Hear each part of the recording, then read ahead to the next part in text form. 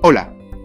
En este vídeo te enseñaré a cómo cerrar sesión de tu cuenta de Netflix paso a paso. Comencemos.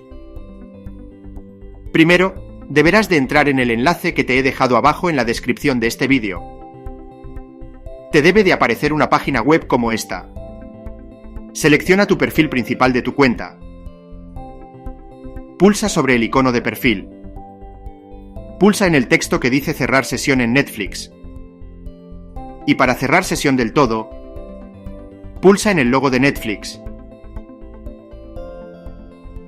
Listo, de este simple modo es como se cierra sesión en Netflix. Si este vídeo te ha sido útil, recuerda darle like y compartir el canal.